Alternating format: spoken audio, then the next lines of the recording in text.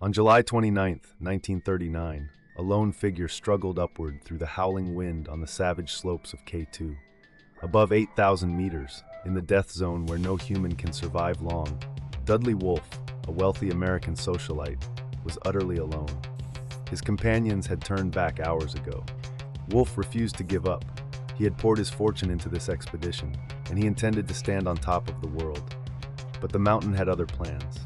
As darkness fell, Wolfe vanished into the storm, never to be seen alive again. 3 of the 9 climbers who set out that summer would return. The others, including 2 Sherpas who attempted a heroic rescue, disappeared into the ice and snow. This is the story of the 1939 American K2 expedition, a tale of ambition, courage, and catastrophic misjudgment that would haunt mountaineering history for decades.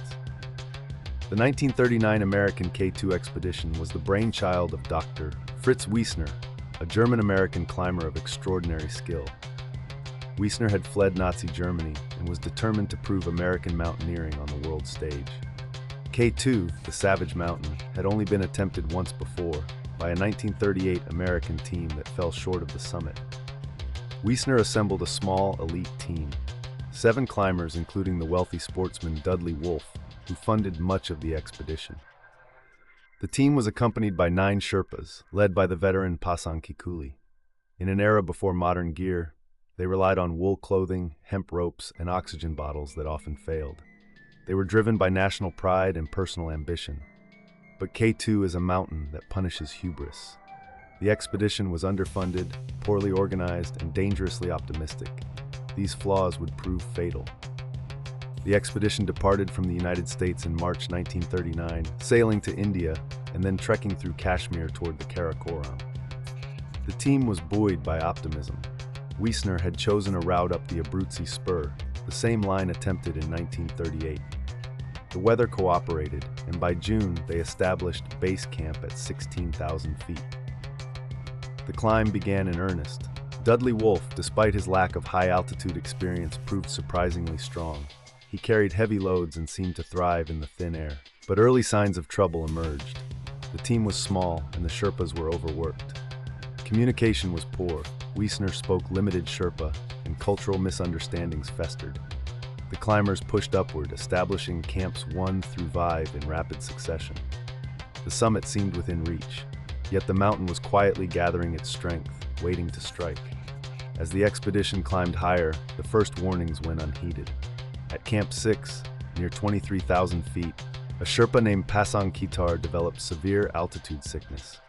Wiesner ordered him down, but the delay cost precious time. Then, the team's radio failed, a critical loss, as it meant no communication between camps. Wiesner pressed on, believing speed was essential. But the Sherpas grew uneasy. They were expected to carry loads above 25,000 feet without proper oxygen or clothing. Morale began to crack. When a storm pinned them down for 3 days, rations ran low. The climbers argued about whether to continue. Wiesner, stubborn and driven, insisted the summit was still possible. He ignored advice from his own team, including the experienced Jack Durrance, who urged caution. The mountain was sending signals, but the leader was not listening. By late July, the team had established Camp 7 at 24,500 feet and Camp 8 at 25,300 feet. The climbing was brutally hard. Steep ice, loose rock, and constant wind. Yet the team worked together, with Wolfe, Wiesner, and the Sherpas forming a tight unit. The landscape was otherworldly.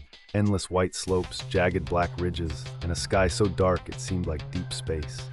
At night, the temperature dropped to -30°F. The climbers could hear the mountain groaning, ice shifting beneath them.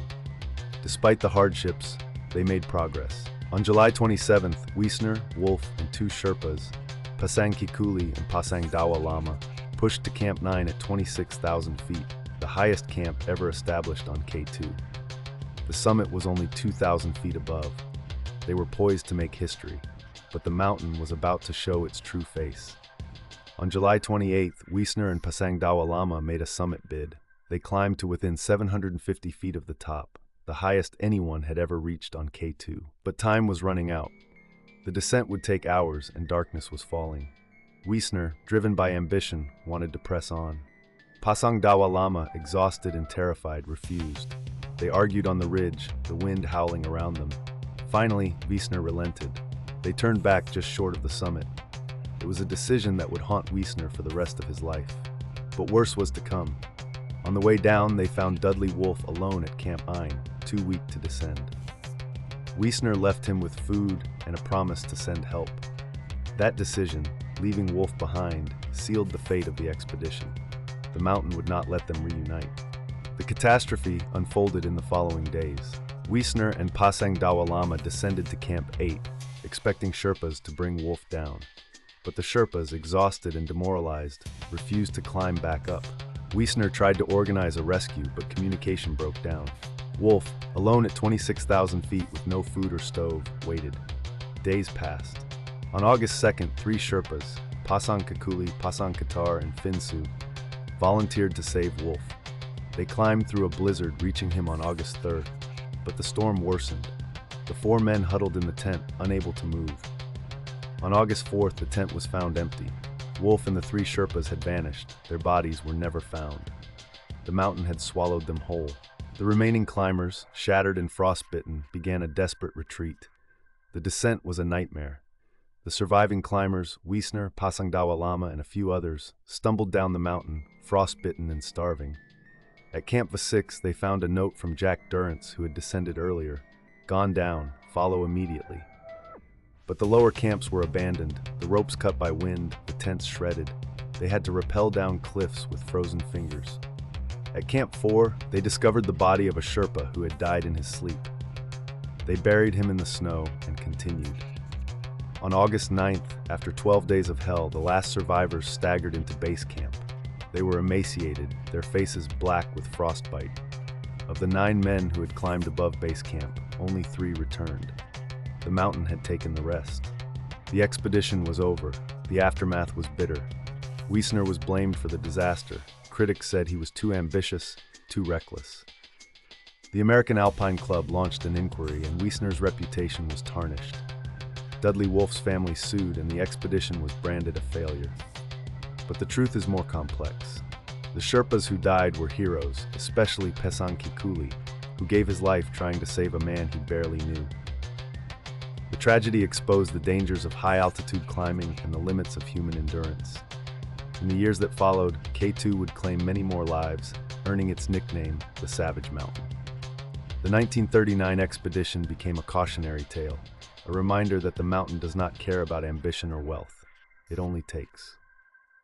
The 1939 American K2 expedition remains one of mountaineering's greatest tragedies.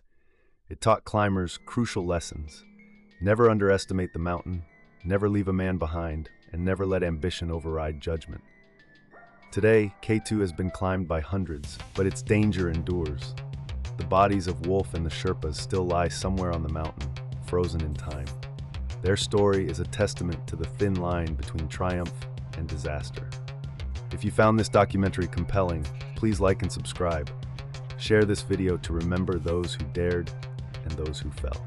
And if you want to learn more about the history of Himalayan exploration, check out our other videos on the 1996 Everest disaster and the 1970 Annapurna tragedy.